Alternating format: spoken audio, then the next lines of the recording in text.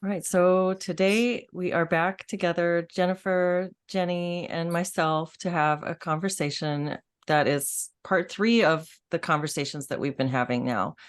And I really enjoyed the last two. We started with a conversation about marriage, and then we had a conversation about non-monogamy, polyamory, and that sort of branched off, and we wanted to look at the topic of beauty a little bit. And so these are sort of, they're not non sequitur, they're sequitur, but they're sort of tangential from one another. And it's been an evolving thing. So thank you both for being here and for taking part in this. And I guess the idea of beauty, it has there's a lot to say about that. Jennifer, you and I have talked about architecture before. We had a conversation once on a Solid Ground live stream about how architecture has really changed in modern American life anyway. And it feels like beauty is the lowest priority. Like I've noticed this thing with the 5G towers that went up all over the place. And I think that's so aesthetically offensive. Couldn't we have thought of a pretty way to do that? If we were going to put these giant towers that everybody had to look at, couldn't we design them in a pretty way? And it seems like it's a very low priority right now. But that's just architecture. Yeah. So what thoughts come Yeah. up for you guys about beauty? Well, actually, I don't have really any thoughts on architecture, but I do think that there's been a concerted effort in the last, I don't know, 100 years, 50 years to retrain our eye and our brain to perceive things that would have been considered ugly to be beautiful in terms of building anyway. Like when I look at modern architecture that is considered to be like the height of the art, I'm like, where is the beauty in it? But I know that other people think that it's like absolutely gorgeous and that ornate, kind of classical or Baroque or whatever other forms, like from the olden times, are considered gauche or vulgar or something. So I think we've actually tried, there's been a concerted effort to retrain the human perception of what beauty even is. Now, I think that's probably true for how we perceive beauty in other people, not just in buildings and in art. But I don't know if we'll ever fully be able to retrain our brains because I think our perception of what makes another human beautiful is maybe more complex and more deeply rooted in our even biology. But yeah, I mean, I know lots of people. I mean, not lots, but I have known people over the years that think the most brutalist architecture, the most kind of like oppressive to me, kind of bureaucratic buildings are like the most stunning buildings, and I just don't get it. But that's just me. Maybe I'm just a pleb. Pleb you. I'm a Philistine or whatever I am. I don't know. Yeah, right. I feel like there's just,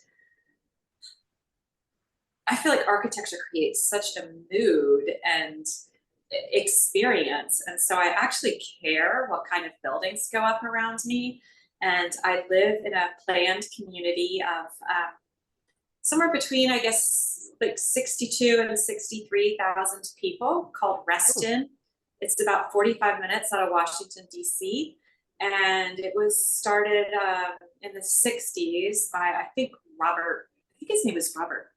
I can't remember, Robert Smith or something. I'm blanking out. But anywho, it was designed specifically to have a lot of open green spaces and recreation spaces. So there's, beautiful lakes and walking trails, and the houses in any neighborhood are, sort of all within a similar range. It's, I mean, I think for some people it might be a little Stepfordy in certain neighborhoods, but I really, really enjoy it. But in the past few years, they've started to build a lot of high rises that are completely out of keeping with the original plan of Reston, and they are also really out of scale for the space that they're in. They'll take a really small space and just stick 3 high rises on it, and it is, to me, utterly hideous. And then you see the smaller, older buildings that were built in the 70s right next to them. So it's looking higgledy-piggledy. It's looking very off. And to me, it's just this horrible intrusion into what was a really beautiful and kind of laid back space. All the buildings were originally kept really low. Like you seldom saw anything over 4 stories. And now there's all these massive, ugly rectangles that they are throwing up so fast. You wouldn't believe it. It's just, it's, I understand the need to make money, but I feel like these developers are just taking these giant shits and fashioning them into buildings and then going on their happy way. And the rest of us have to look at them for the rest of our lives. Mm-hmm. And it's, there's just nothing emotionally beautiful, like evocative. I look for things. For me, beauty is something that evokes an internal response, and it does it without any thought. It's instantaneous. It's involuntary. And I don't have that when I see those buildings. I have kind of I feel a little bit of a cringe because there are some places where I remember sitting at stoplights and gazing out at the sky and feeling restful while I waited for the light to change. And now there's a giant gray rectangular thing blocking the sky. And it gives me a weird, it's strange. Physiologically, I have a reaction. It gives me like a blocked feeling in my chest, I notice. Whereas I used to sit at the light and have an expansive feeling. So I think these things have more of an impact on our psyches than we think. Yes. I think what you just said there, Jen, about what beauty evokes and how it's instinctive and you don't think about it, it just happens, and it's not intentionally provoked by the thing that is the beauty, the source of the beauty. I think that's completely nails it on the head. Like, I think that's exactly what beauty is in human form as well as in building form, which is, I think, probably what we initially planned on talking about, because like that's exactly what it is. It's like when your eyes fall upon the object of beauty, it provokes this it's almost like it casts a spell on the person who sees it, and it's a very complex set of reactions that then happens. It's incredibly complex, and I don't think anyone talks about it, giving it the credit that it deserves, given how complex and how powerful it is, especially when it's a human. I mean, a building, a painting, a landscape, a landscape.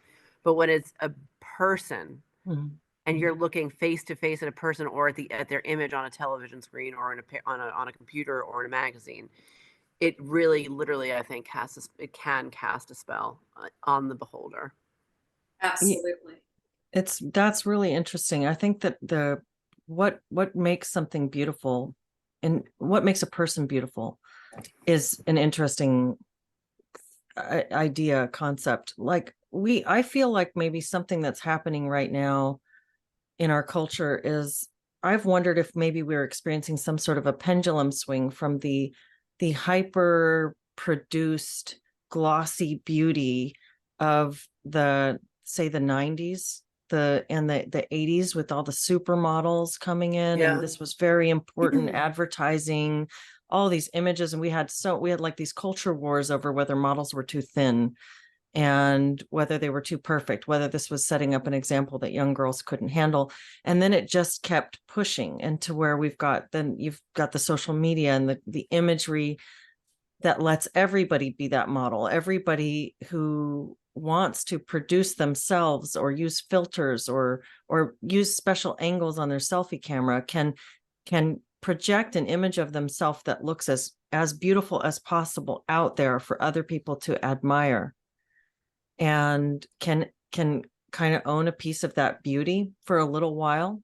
But then there's this emptiness that comes from looking at that and knowing that it's this glossy, false image, that it doesn't really depict who you actually are. You don't really possess that kind of beauty. And so that's just talking about a superficial beauty. And I'm sure there's a lot of different angles to look at that. And then there's the beauty of being with a person and they become more and more beautiful to you, as you enter into a romantic relationship with someone who at first you're trying to figure out, what are the boundaries of my attraction for this person? Is there much attraction? I don't know. Maybe I like these things, but maybe I'm not so sure. And then after a while, you notice that this person is the most beautiful person you've ever looked at. And so and that's just a bunch of different thoughts that I'm having about human beauty. But we do have this, Jenny, I thought it was really interesting how you talked about this sort of movement of training ourselves to see things that are not beautiful as beautiful. And how does that relate to human beauty? And what are we doing right now in that regard? Because it does seem like maybe there's some element of that going on.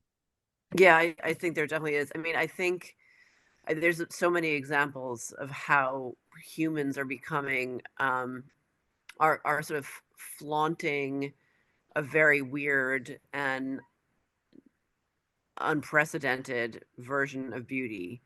Well, I mean, all of this is unprecedented because we didn't have such powerful imagery before, right? I mean, beauty has been a fixation of all cultures, at least all Western cultures that I can think of, literally since I've, since the Greeks or before. I mean, we've always had engravings and etchings and women and men and male beauty and female beauty and the ideals, and that's always been with us. So that's not new. But what's new is that we have these very powerful images that are constantly bombarding our eyeballs, and we have them from almost the minute we are born into this world. People are taking pictures of us all the time. I mean, I must have like 30,000 pictures of my one kid. You know what I mean? So that we're just an image soaked society. And I think that's a quote from Susan Sontag, if I'm not mistaken. The phrase has always stayed with me. But now, I mean, that's just the most basic form of it. But now I feel like what's happening is that we have hyper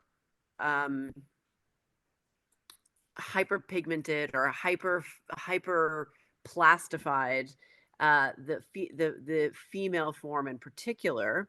So we have, in the 80s we had what was that Uptown Girl, Christy Brinkley, and then in the 90s we had Pamela Anderson, and now we have basically like what they look like sex dolls, like young women who have fake tits and really ugly weaves. I hope these girls aren't paying money for these weaves, but they're rich, so I'm assuming they're paying real money for them. They look like trash. They look like they're not human. They're coated in makeup and like long fake nails, and they wear these weird rubber plasticine kind of outfits that I mean, how do you take a piss in this? Like, what? How do you get it off? How do you take it off? How does your skin breathe? Like, can you eat even a single peanut without like bloating out? Like they're horrifying to me. They're horrifying to me to look. And I think I've mentioned this girl before because she's the daughter of a rock star and she's the stepdaughter of a Kardashian, and she's a teenager and she genuinely looks like a sex doll that you would buy in like off the internet. Like, she does not look like a human young woman. And of course, the Kardashians are, I think, a really good example as well. And they're an interesting example because specifically, not that I've never actually watched the show. I've watched like 2 episodes of the show, but I personally think Kim Kardashian in the 2000s, when she got famous, was extraordinarily beautiful. Mhm. And now, with all of her plastic surgery and her weird fake tits and her weird fake ass and her weird clothes, she's not as beautiful as she was. I mean, she's still, she's very symmetrical and she has something like I can appreciate as akin to beauty. But whereas her sisters, who are the plain ones who got real surgery and have now totally different faces, even the youngest one, who's super rich, Kylie, I think, she's actually I've seen her on Instagram reels that have clipped from the show saying, if I could go back to my teenage self, I wouldn't have had my lips done. I would not have my fake boobs. And she's maybe in her mid-20s. So she's even reassessing how much change she's imposed upon her body surgically, and she's regretting it. So you have these like fembot types.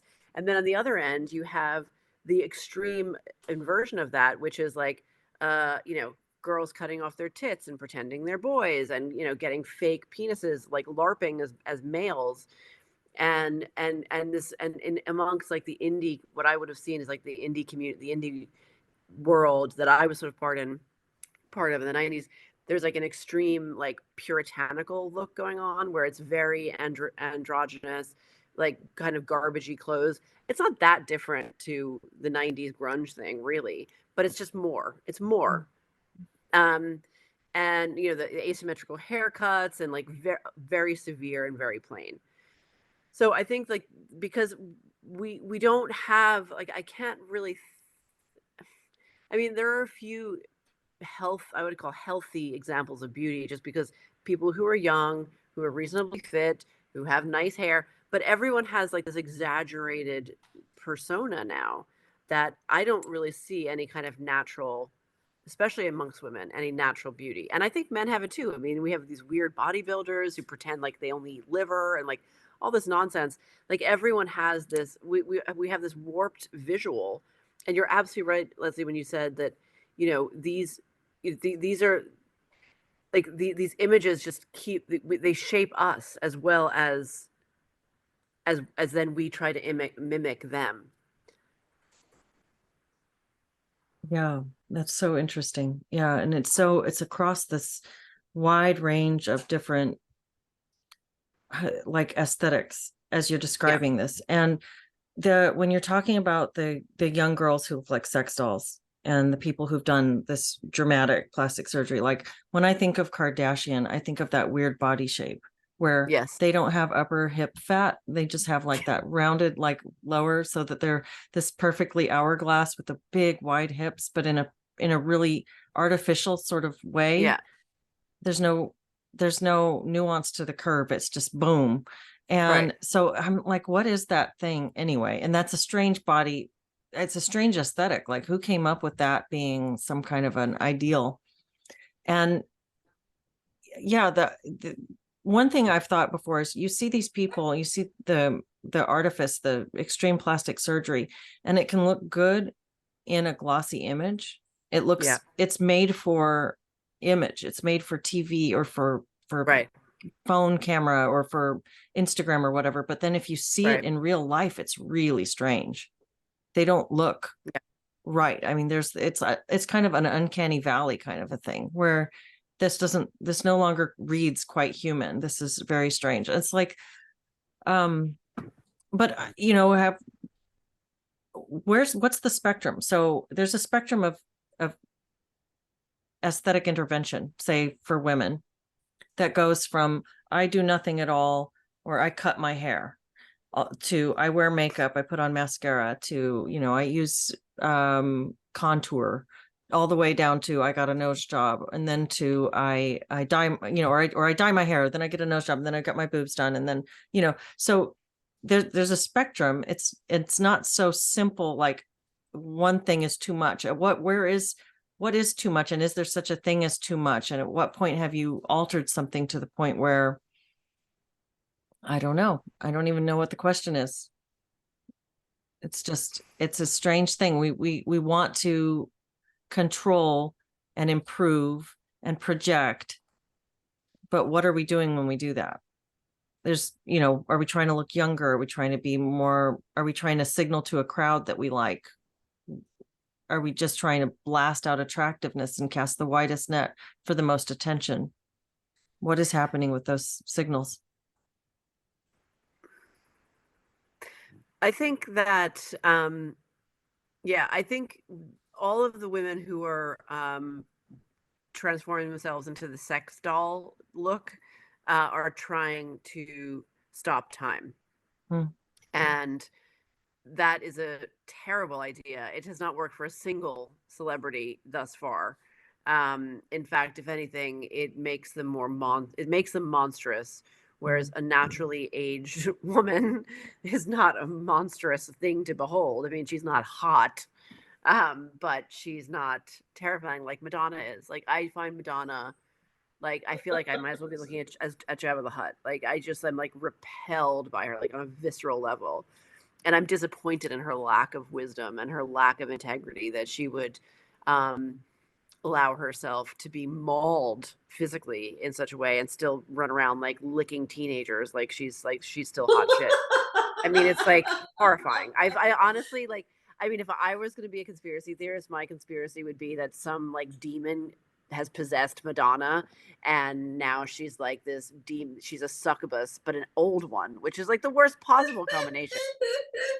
Um, Oh my so God. yeah, I mean, I think because Liz, you were saying earlier, like these girls, with filters and stuff on social media, that you fall in like it's like the thing of Narcissus, where you fall in love with your own image over and over again, over and over again, over and over again, over and over again, every day, and then you look in the mirror and it's not the same thing. So you've got this high and this crushing low, this high and this crushing low, and you're constantly comparing yourself to all the other thousands and millions and billions of girls on the internet and boys on the internet and whatever, and it's extremely um, I mean, distracting is like a huge understatement. But the point is that beauty is fleeting. Like I Mhm. think if beauty in humans in human form, like there's a specific type of beauty that's the most arresting and the most enchanting, and that's the beauty of youth. And that by definition has to go away. And the longer you chase that, the harder you try to hold on to that by means, especially by means of plastic surgery, the more hideous you're going to end up being.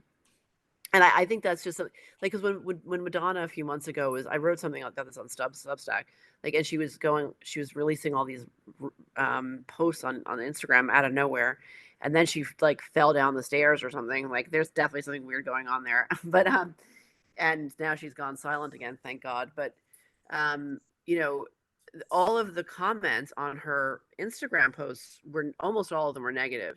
And they're like, I've loved you since I was a kid. You have to stop this. Please don't do this. Because she was acting in such a transgressive way, but in a bad way. Like, Mhm. because old ladies' transgressions, you don't want them to be sexual. Okay? Like, you don't want old man transgressions to be sexual. Like, the sexiness of transgression only applies to young people. Like, literally only applies to young people. After a certain age, That's that shit is hilarious. just perverted and gross, and nobody wants to see it. Nobody wants to see it. So, like, but so that the youth, the beauty of youth, which is so captivating, literally, it's like, it is like the flower. It fades. It's the same as nature. The cherry tree, the blossoms on the cherry tree aren't there all year round. Like, am Mhm. I being trite? No, no, not at all. And I think that as you're saying that, and I did read your piece on Madonna, and I thought it was excellent. I was like, absolutely, yes, 100%. So if anybody hasn't seen that, maybe we can link it, because I think Yeah, it that would be might fun. might be good. Um, there's something there's something about the obsession, the narcissistic, as you say, in the sense of Narcissus, in the sense of looking at one's reflection and being obsessed with one's own beauty. This narcissistic impulse in the young, it's like the young person wakes up to their own beauty and then is Hmm. fascinated by that, and then Yes. wants to hold on to that and wants to enhance that and wants to be the most of that. And there's by Yeah. nature, it's not something that anybody can possess or have all of or anything. It's just something that one is for a while. And you've got, I'm just, these girls who are, as young people, doing all these interventions in order to enhance, and it's like they're candyifying their beauty. It's like Yeah. turning, like dipping a strawberry in sugar. You think that you can make it more, but by messing with it, you're actually ruining what it is, which is this Yeah. fragile, lovely thing. And you can't cartoonize that and turn it into some anime, filtered AI thing, and still retain what it is about Yeah. that was so special. But that beauty doesn't change. Like the cherry tree without the blooms is still a beautiful tree, and Yeah. even in the winter when the leaves are gone and it's just the shapes of the branches, it's still got a beauty to it. So Yeah. it's just a different thing. It's just a different form of itself. So it's not that it completely leaves. I Right. don't know, there's something about that holding on to it too. That I did you guys see the Barbie movie? I haven't seen it. Have No, and I you? am not going to. My I don't want to boyfriend see it. made me see it. And He I mean, I've heard it's actually good. Is it? Yeah, no, it was No. terrible. Oh. I think it was terrible. Okay. Yeah, we went to go see it last night, and then we ended up talking about it for a few hours afterwards. And he's like, "See, that means it was a good movie. There was a lot to talk about." And I'm like, "No, it's still bad. It was just thought provoking." But there's this scene where the Barbie goes into the real world, and she's looking around, and she's kind of being amazed by the beauty of people, and she looks at a tree, and she's starting to cry because everything's so poignant for her, and she's feeling these emotions. And she looks over at an old woman, and she says to her, "You're beautiful." And then the old woman says, "I know it," or something like that. And it's just this, it's kind of a cute moment. But I thought that it seemed hollow, because it even that seemed like, so I found the Barbie character herself to be quite shallow. And yet she was supposed to be somewhat profound because she's having Okay. these thoughts about existentialism and death and whatnot. But I found her character to be pretty shallow.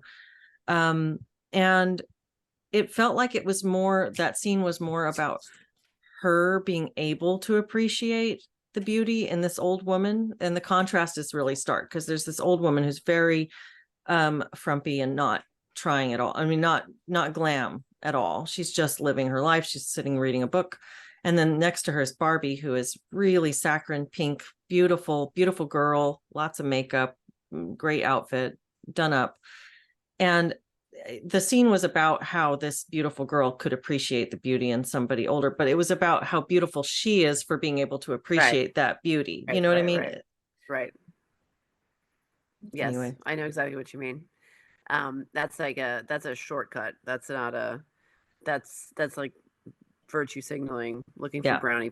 Like, look how I'm so beautiful, but I'm also like so virtuous and amazing. And like, I'm I really, deep. like, and I'm so deep. Yeah. Yeah. Um, yeah. I mean, I think it's hard though, when you're in your youthful peak, I think it's kind of hard.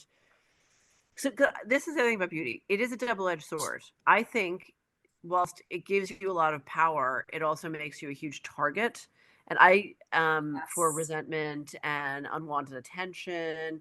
And because it provokes that reaction, that emotion in the other person, like right off the bat, you cannot, they people react to the beautiful person in very unpredictable ways that can either be either fawning and flattering or threatening or menacing or jealous and full of resentment.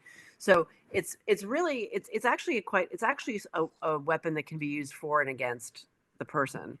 um and I've definitely noticed that, like, looking, just being a female myself and having been through phases where I was like more beautiful and less beautiful, like even my own relationship with my own image has been like incredibly multifaceted. And I have, like, this is how powerful I think an image of a beautiful face is.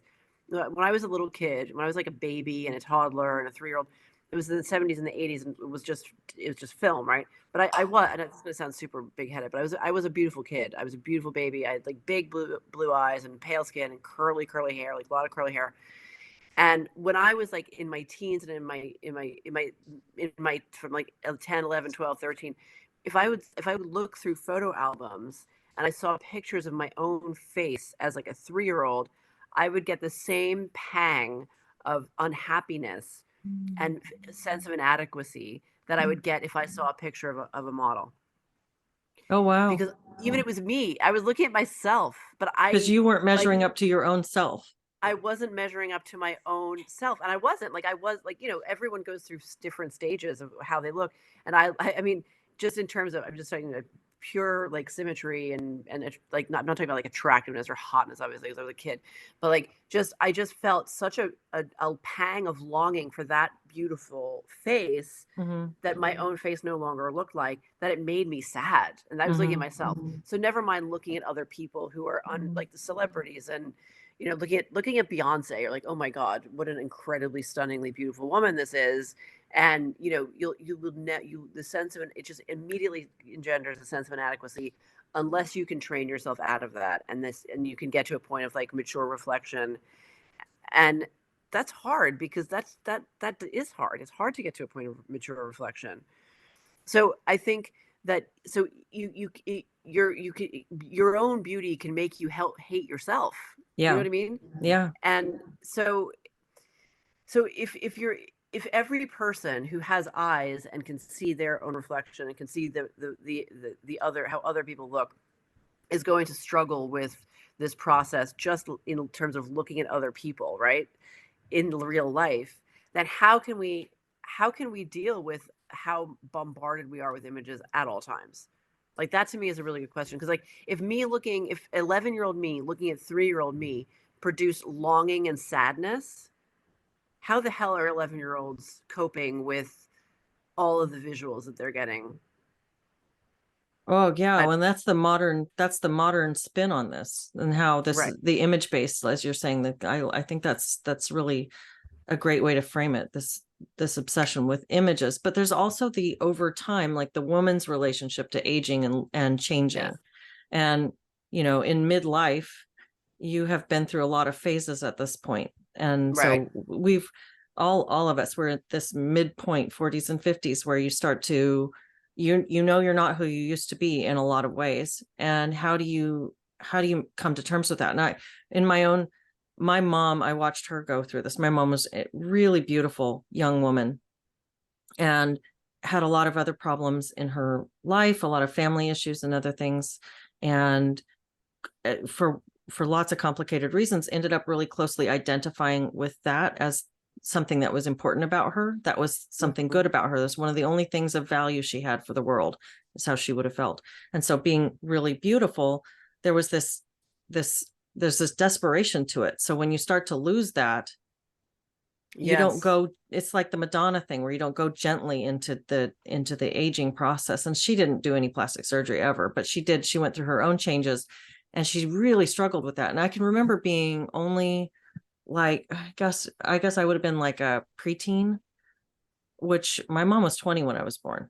So this is a woman in her early 30s, maybe early to mid 30s, who was already just so sad and crying about the appearance of lines and looking at her skin. And there's this grief before the process even really has taken hold. You're still young, but you're feeling the loss of something that's so important to you. So that looking at, like, you're describing something different a little bit when you're looking at a 3-year-old you, this beautiful child, and you're in your 11-year-old awkward phase and you're all kinds of uncomfortable with yourself. So you see something that's pure and beautiful there and you long for that.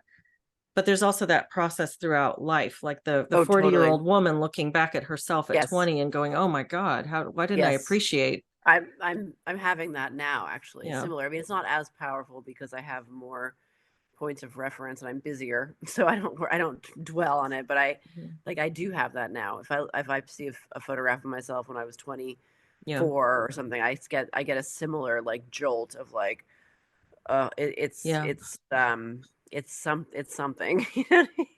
definitely something. And that's the question too, right? Okay, so why don't we appreciate it more when we're young and stunning? And I mean, to me, there's something tragic about it, not about getting old, but by how women relate to themselves. The pressure that's put on women, but then it seems to get completely internalized. And I don't want to say that women are the victims of it entirely, because I think women are also like sort of the biggest perpetrators of it. Yeah. And we're doing it to ourselves and we're doing it to each other. Yes. And I just think, God damn it, life is short and it's too short for this. And you kind of look the way you look. And you can tweak it. There's nothing wrong with that. I am not against plastic surgery. Dye your hair hot pink if you like, whatever, have fun with it. But I mean, you're here to live. And, I watched that documentary about Pamela Sue Anderson, and she, I quite liked her, but she was already a very shapely, voluptuous woman. And she got so much attention for that. And that's what launched her career. And then she felt this need to exaggerate her breasts and get something that kind of turned her into a caricature. And then she became frustrated that that's all that people were interested in. But she also put it out there as that was the most important thing about her. So women have a really difficult time. Yeah. And this is where I have a lot of compassion, because it's like this constant struggling of, you don't want to be objectified, but then in a way you do, because you get certain rewards from it. And so where do you land? And you do get a lot of criticism. If you dress just slightly a bit more, less tailored, tight clothing, you easily can get called a frump. And then people assume you're hiding your body because you don't like it, or you have low self-esteem. Dressed in something a little too revealing, maybe you're really insecure. Maybe you're desperate. Maybe you're a hoe. Maybe other women shouldn't trust you because you're out for their man. I mean, it's kind of like, I think you better bloody well suit yourself. It's like you're damned if you do and you're damned if you don't. You are. I mean, you absolutely are. And I have been harassed in no matter what I'm wearing. I mean, Yeah. huge, oversized, baggy, sloppy clothes, and I'm just running an errand and I haven't even combed my hair and I look like, you know, so, you know, you only have so much control over that anyhow. I think people just need to live their lives. And I I really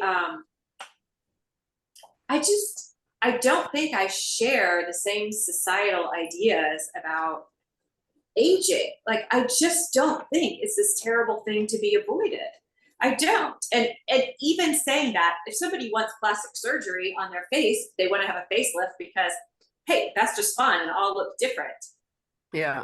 Do it. But this fear of it and this sort of shaming about it and like you're doing something wrong, you're letting yourself go, you're not supposed to be doing it.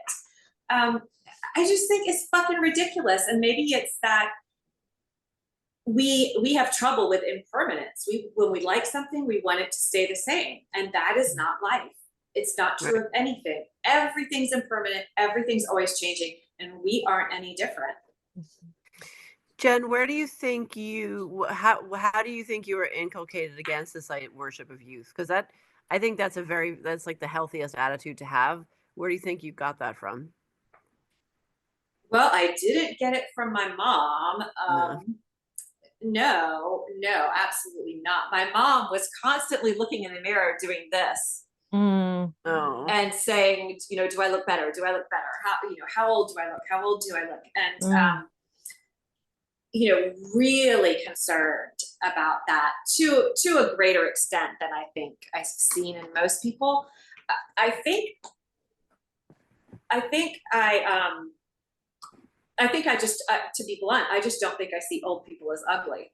I just see it as a different form of beauty. I've just never thought it was ugly. Like when I was around 19, I had this picture of Georgia O'Keeffe that I put up on my wall, and it was her in her 80s, and she was completely pruned up.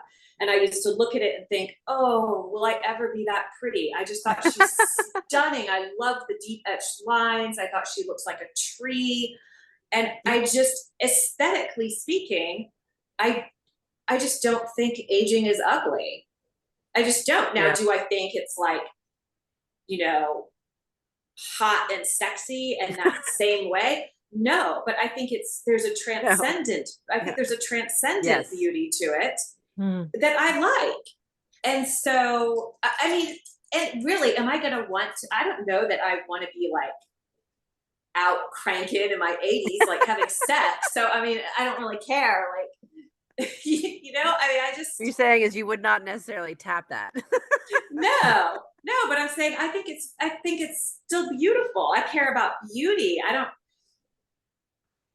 I don't know. I know exactly what you mean. Well, I just something you said there, Jennifer, was about not wanting to be objectified, but kind of also maybe wanting to. And I'm thinking about the aging and what do you lose when you lose beauty? Because is it just beauty that you care about, or is it something that comes with beauty or not? And I'm not talking, maybe I should rephrase, beauty of youth, because it's not, I do agree with you. There is a beauty that's to be found all through. It's just that there's that one quality, whatever it is, if we call it beauty, if we call it beauty of youth, if we call it sexual attractiveness, maybe that's more to the point. But as we lose sexual attractiveness, as we age, what are we losing that goes along with that? What is it we're actually trying to hold on to? And it's not this desire to be objectified per se, but it's a desire maybe to be validated, paid attention to, told that we're important. And if you attach if you live in a time and a place when most of your value is attached to that, then that's the thing. You're going to get hooked on that, because as you stop getting that kind of attention in life, you become invisible. And there's, I guess, maybe that's what you're trying to hold on to, because I think it's the act of trying to hold on to it. When you try to grab it too tightly, you crush it. And another metaphor that comes to mind for me that keeps coming up, this is kind of disjointed. I feel like I had a bunch of things I wanted to blurt out at the same time. But did you guys ever see this movie when you were a kid, The Last Unicorn, this cartoon movie? Yes. but I don't. I remember the name. I loved it when I was a kid. It's this animated movie about a unicorn who is the last one, wants to find out why all the unicorns are gone, and then her adventure to find the other unicorns. And at one point she gets captured by this witch that puts a spell on her to give her a fake horn. And this magician comes along and sees this, and he says, "Why did you put a fake horn on a real unicorn?" And she says, "Because nobody can see the people don't see the horn anymore. People don't recognize the magic of the unicorn anymore. You have to put a fake horn for them to even realize that it's a unicorn." And I think this is kind of like dipping the strawberry in sugar, and it's kind of like trying to signal, trying to hold on to your beauty, trying to, oh, I'm beautiful, so I'm going to do extra to be extra beautiful. And it's this like, you're not going to recognize me unless I do more and more in order to make it bigger and bigger. And it's like, before you know it, you've got you've sugared it up. Boobs out, you've got boobs out to here. Well, that's Pamela Anderson. And people are stealing sex tapes from your house, which incidentally she never got paid for, and she was never able to keep those tapes from going public. I mean, she really got exploited and didn't make any money off of it herself, and was offered money and turned it down because she just wanted the tape back. So was that how she became famous, or was that after? No, that was already famous. Yeah. And so what Jenny is saying is true. Like, beauty can be used for you, and it can be used against you, especially the type of beauty you have when you're young and considered sexually attractive, which I think so much of that really is, I think so much of what's considered beautiful in women is determined by male sexual response. And I think that's too narrow of a lens to look at it. And I understand from a biological perspective why it's that way, because that's how life gets started, right? A guy's attracted to you, he thinks you're hot, you have sex, you have kids. So I'm not in any way putting down the importance of that, because that's what keeps us all going, and I'd like for humans to continue. But it seems ridiculous to me that once there's that kind of window has closed or diminished, because obviously couples meet in their 70s and enjoy active sex life, so I'm not saying that's not possible, but we all know it's not like that central focus anymore, right? It's just interesting to me that automatically it's like, oh, you're considered less beautiful because you're literally not as dick hardening. I'm like, no, it is just a different type of beauty. I see old people all the time where I'm transfixed by them, you know, because I just think, God, they're remarkable looking, they're interesting looking.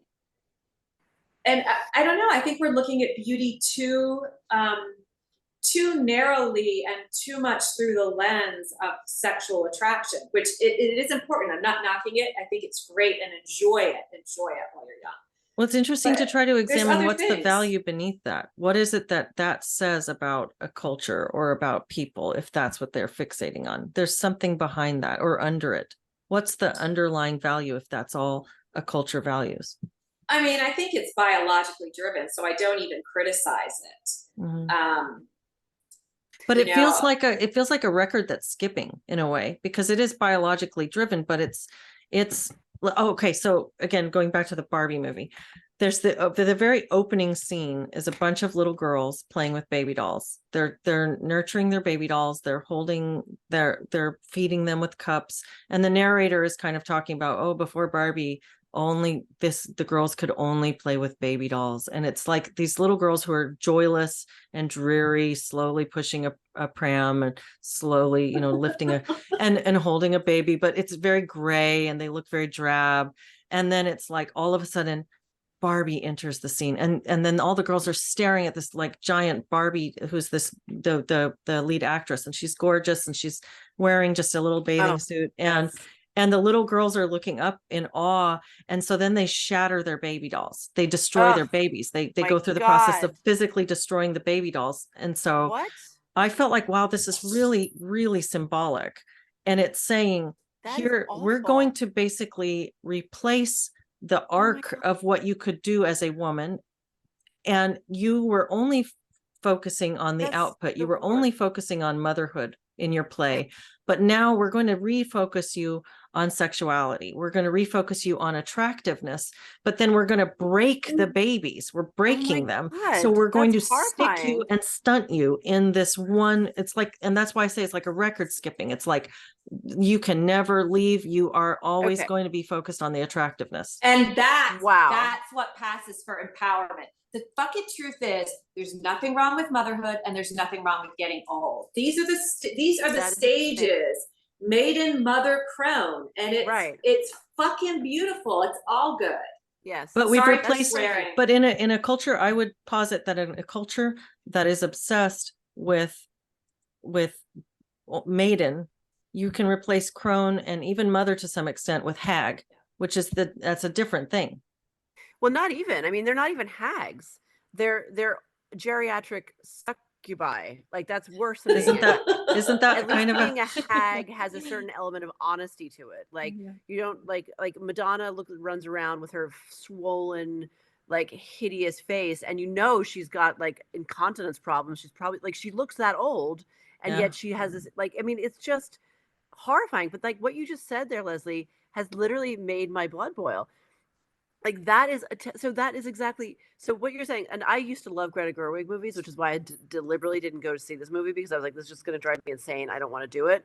I like her too much as a director and a filmmaker, and now I fucking hate her. So Yeah. like, Well, I didn't have to go see it. watch it for yourself and let me But know no, if you want. but But that's so important. that's Like my that is spin. so important because what she is celebrating and even going to do this hagiography on is replacing the power and permanence of motherhood with a fake ideal of hypersexualized plastic beauty. And how is this woman supposed to be a fucking feminist? Excuse me for swearing, but like that makes me insane because there's nothing more powerful in this world except maybe if you're president of the United States and you can literally start a war, or you're a hedge fund with billions of dollars under your control. There's no single individual that is more powerful than a freaking mother. Like it doesn't exist. And this intense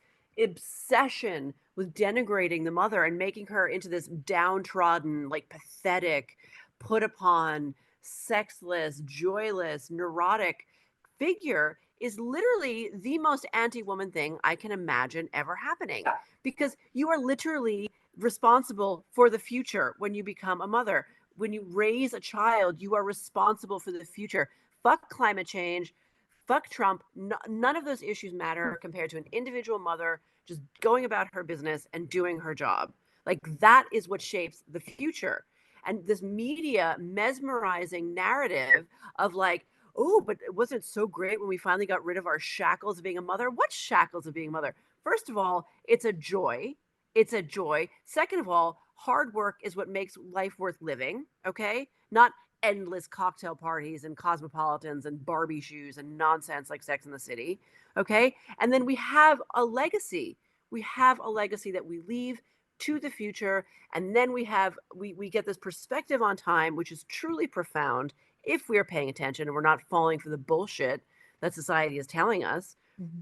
We're watching our children grow from these helpless infants to these independent little creatures to these newly formed adults, and it's incredible. It's incredible. So I saw this quote recently that mothers are nature's philosophers. We are instinctive philosophers because we are watching life unfold. And there's literally nothing that is more interesting and powerful than that. So go fuck yourself with your Barbies and your nonsense that changing diapers is some like unbelievable burden. Like you were lucky to have someone to do it for you. Why not do it for someone else? It's not a burden. It's not a burden. If it's a burden, the mother is doing it wrong and it's her fault. I'm sorry. Yeah, and maybe it's society to blame. Like we don't have cheap childcare, blah, blah, blah, blah, blah. But no, ultimately, fundamentally, if you are perceiving motherhood to be a burden, you are accepting a very, very toxic lie about humanity itself, and especially about women. And this idea that we should be running around chasing careers. Why? I mean, I've worked for powerful men, okay? Like not super powerful men, but like men who ran agencies. And one thing I really learned was when my first boss retired, he was the guy, right? He was driven around with police protection and in a big SUV with tinted windows, and he gave speeches and he met presidents and all this stuff. And the minute he retired, nobody mentioned his name again. Nobody mentioned his name again. His picture went up on the wall and everyone forgot about him. Okay, that is the nature. Do you think his family forgot about him? No, they didn't. No, they didn't. That's I don't right. care how powerful you are in your life. Nobody remembers Jimmy Carter. Like, whoever talks about Jimmy Carter, he was a freaking president. Okay, so like this idea that you should be going around chasing validation of the world in the form of professional ambition. I mean, yeah, I had professional ambition. I still have professional ambition. It is a worthy goal, but not at the expense of everything that requires some humility and some sacrifice and some wisdom in your family dynamic. And that being a parent is all of those things. So that really, really grinds my gears about that Barbie movie, because you're exactly right. It completely freezes the woman in the least interesting part of her life, which just so happens to be the part of her life where she also has the nicest tits. So, that is a nice Mm-hmm. side benefit to the eyes of men. But Yeah. it's not, it's actually not, because actual men don't want young dumb women. Okay, they don't. They might want them for like a one night stand, or to ogle out or whatever. But really, everybody knows that every successful partnership requires two equals, two intellectual equals who can work together and put aside their bullshit and go forward as a team. And you're not going to get that from a bimbo, and you're not going to get that from a Barbie. You're just not. You're just not. So that makes me insane. Like, this makes me insane. This idea, and you're right, the maiden, mother, crone. Those are the three stages. Okay. And the three of us are transitioning from the mother stage to the crone stage, just in terms of our life, like the seasons of our life. Mhm. But this is why women aren't respected in America. We're running around and saying like feminism this, feminism that. Feminism is bullshit. Feminism does not have an analysis of motherhood at all, except Nope. it's either like a left wing analysis that says like, oh, free childcare, or it's like a pop feminist analysis where like children are such a fucking drag. Like, neither of those analyses are they both denigrate motherhood. They both locate the locus of oppression of women on their bodies, when that's not the entire story, and it's not. In fact, it's very decontextualized. Um, and now we're running around and being like, why are women in America so goddamn unhappy? Well, maybe because they're not allowed to age.